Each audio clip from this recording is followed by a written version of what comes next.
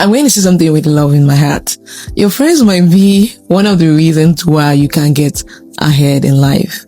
Not because they are bad people. Don't get me wrong. I have friends, but there's something called social contagion. And to be honest, it is one of the least talked about powerful influences that can literally impact your life financially, emotionally, spiritually, and all wise you can think of, right? If you feel like you've been doing everything right and you seemingly cannot be able to move forward, I want you to stay with me in this video because I'm going to be sharing with you exactly how your friends or the kind of circle or association that you've been keeping might have just been that thing that have been stopping you from moving to the next level. I'm not saying you should ghost your friends. I'm not saying you should cut off people abruptly, but I'm saying that there are some times that relationship association can be very powerful, and also the list talks about forces that have been shaping your future. Someone said something, and I quote, if you have five foolish friends around you, you did not count well. There are 6, meaning that you are an example. Your future, literally, show me your friend and I will tell you your future. It is not a joke. It is the truth. So what type of friends you're keeping that might be affecting your future and your life? Number one is what I call the lifestyle inflator. Now, this is the friend that always wants you to always lie. You live only once. You have to be able to flex. And while that is not a bad thing, I'm always an advocate of you taking care of yourself. I'm always an advocate of you spending money to take care of yourself. But however, this set of people or this set of friend makes you always have what is called lifestyle inflation. So for every time you have an increase in your pay or business is doing very well, this friend comes in and say, oh, we have extra money. Let's go shopping. Let's spend it on this. Let's spend it on that. And so it's like you're not moving forward. The higher you go, you were earning $100,000 and then you got to $200,000. It's as if nothing changed. You are still struggling. You are still living from to paycheck. So I'm not saying you should not take care of yourself, but the problem is you do things, you deserve nice things. However, sometimes you cannot be able to afford that lifestyle now. And also, is it also aligned with what you're trying to do? Or are you just doing it to be able to please the friend? So sometimes this friend always wants you to go bigger. Oh, you're earning 100K. Now you're doing any 300K. Come on, let's go. Let's get a first class. Let's go first class hotel. Let's do this. Let's do that. And then your income increases. Your lifestyle automatically increases. And everything that you've been trying to work for, spent years, and you cannot be able to pinpoint one thing that you've been able to achieve, all in the name of trying to please your friend. The second type of friend is what I call the guilt tripper. This is a friend that makes you feel guilty for having boundaries. I'm always a preacher of having very strict boundaries, especially if you're a type of person that loves to please people. Now, these friends make you feel like, oh, why? Especially, for example, if it comes to money, the friend make you feel like, why are you so cheap? It's just money. They make you feel like you are stingy whenever you say no, or they make you feel guilty. They tell you are wicked, you are strict, you are too strict, you are too mean, and they probably might even be threatening you to cut you off. And because you're trying to please them, what do? You yield into their demand, you break your own boundaries, you devalue yourself, and then you yield into their demand because they will always make you feel guilty for having your boundaries or for times that you say no.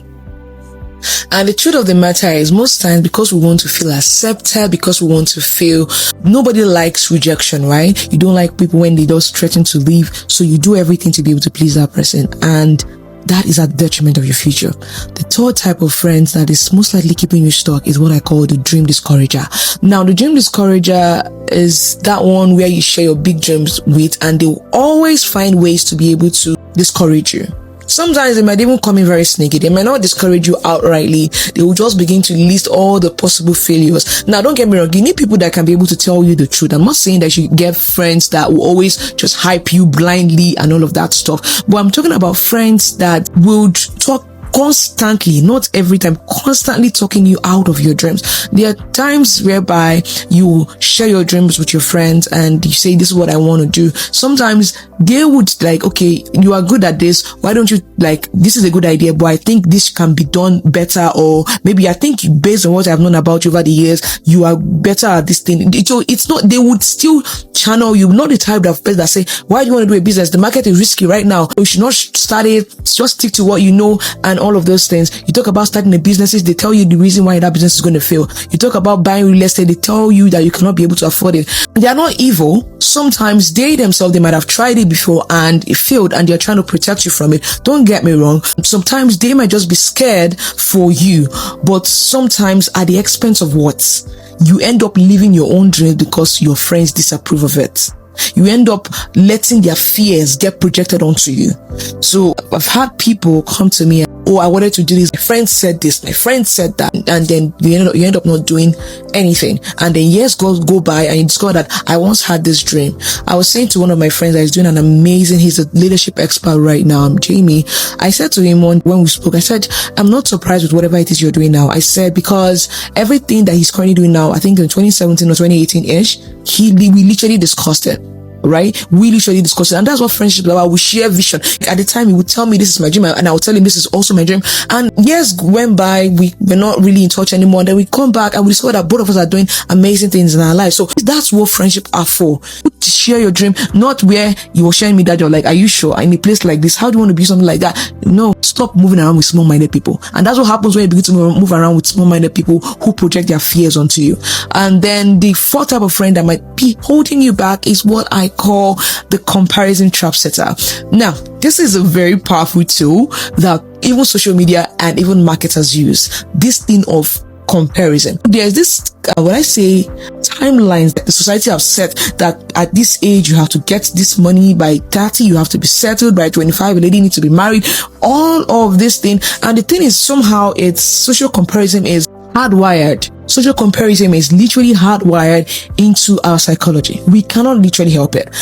And sometimes the environment triggers it. You see your mates that you went to school together and then they're doing much more better than you. And so when your friends that you were all together, I was telling one of my partners, I said, a business course together, and then this lady has gone on to do $1 million, and this lady launched and then she did $200,000, and then this is me here still being stuck in trying to figure things out in business. And it sometimes creates an invisible pressure to make you feel like you're not doing enough, to make you feel like there's something wrong with you, to make you feel like, what am I doing? And sometimes that can discourage you from even trying at all. So one of the things that I did at the time was, not because I don't hate you, but I have to stop making sure I unfollow them. Because sometimes it does something to your spirit. If you are not being careful, it can lead to something else. It becomes cancerous, in quotes, and it can lead to something else that you may not like.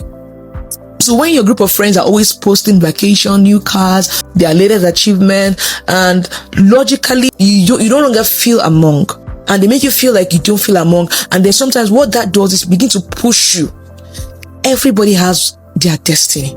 Yoruba people, we call it Hadara, meaning that you have your thing. What works for A does not work for B.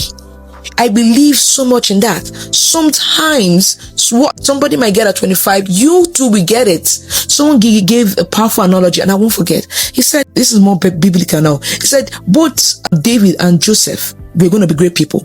But the difference was that at 17, David was already being celebrated. Joseph was in the pit. But at the end of the day, they were all going to meet at the palace. So if you were David, you would have most likely been saying to yourself, oh, can you imagine that 17 people are celebrating me, I conquered Goliath? But if you were Joseph, you not knowing that you're going to meet in the palace, you will be comparing yourself. I look at David, he has gone for, look at him, he has done this. But you are still in the pit, you are still going from prison to prison.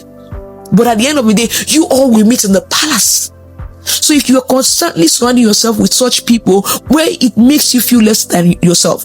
I surround myself with people that are doing better than me. But what it does is that it doesn't make me feel less than myself. It makes me believe. What it does, it breaks that ceiling I've set to myself that I can do better. I can be able to achieve this. Not doing the opposite that feels like I'm lesser than myself. That's not what you should do. So, the other friend that I want to talk about is what I call the time vampire. Now, this is one nobody talks about, and your time is your most powerful asset. Not money, not real estate, not stock. Time. You ask somebody who is dying on the bed right now, what is one thing and how you would trade, even a multi-billionaire, they will tell you one thing, I wish I have more time. And yet people go through life day by day, thinking that they have all the time in the world. You do not. How do I say this nicely? You do not. So that friends who always want to come, I'm not saying it's bad to hang out with your friends. You should make out time to do that. But whereby your friend is always taking out 2 hours gossiping about this person, venting, talking about problems and issues, and then at the end of the day, it's quite that your day is gone. You've not been able to do anything productive. I'm not saying that is, you should not have time for your friends. You should not have time to gist. You should not have time to play.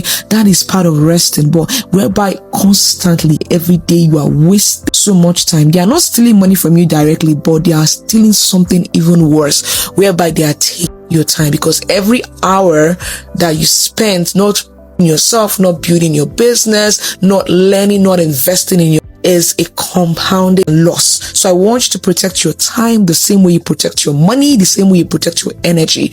While you have time as friends, you're able to relax as spouses and play and have fun. It's all part of life. But remember, there is time for everything. And this is the best type of friends or relationship that I love, whereby we grow together, we play together. That's why it's good to have friends that have the same vision. You don't have to do the same thing, but make sure that you guys are ensured that this is where we are going to. So they will even be the one telling you that, look, while I understand that we are playing, let's make sure we do this. So you are growing together. You understand? It even applies in relationship as well too, where you have the partner that both of you have the same vision. You have the same idea of purpose. So you are growing together. You are learning together. You are doing things together. Then you have time to play together. At that point, that is one of the most, but whereby the one person doesn't know where he or she's going. You don't even know where you are going. Of course, you're going to waste time just on gist that doesn't have head or tail. Now, I'm not telling you to ghost your friends. No. However, if you know, I want you to audit your friendship and your relationship. If any friendship is not adding to you, subtracting from you, there is no middle ground. If your friend is not multiplying you, they are dividing you. There is no middle ground. And the problem with most of us is that we tend to call everybody. Everybody is not your friend. There are those that are acquaintances, those, from afar. You just greet them. Hello, how are you? That's it. But not everybody should be in your inner circle that you begin to bring in, and then they have that ability to be able to take all your time and have that ability to be able to influence you. Those people that have ability to be able to influence you should be friends that have a sense of purpose. Not everybody, you meet somebody today and then everybody is your friends. There's a difference between friends and acquaintance. So I want you to be honest with yourself and ask some very key question. What is the cost of this relationship? If a relationship is not adding to you, it's subtracting from you. If it's not multiplying you, it's dividing you. So I want you to be honest with yourself. What is the cost of the relationship? Emotionally, financially, time-wise? And starts with a relationship that is pulling you up. I'm not saying relationship in terms of always giving you money. No, not every relationship will be able to give you money, but there are relationships that literally pull you up. There are people that they may not have it, but they can connect you to those that have it. There are people that they may not have it, but they are willing to stand with you even when everybody turn their back against you. There are people that they may not have it, but they are willing to go to any length to make sure that things are okay for you. So I'm not saying that look out for only those that can give you money. You're going to miss it. So start with a relationship that pull you up. Is it in your business, mastermind, in your communities? Just start with that and have an honest conversation with yourself. Who in my life is expanding my thinking? Who in my life is making me better? And who in my life is sincerely shrinking it? If you are staying in a relationship or a friendship because you don't want to hurt anybody, let me tell you who's going to pay for it. You will pay for it. Your future is going to pay for it. And by the time you realize it, you discover that time has gone. I told you one thing. You can always get back money. You can get back assets. I've lost things. I've lost my company. I've lost money. But one thing you will never get back is what? Time, except the mercy of God intervenes in that situation.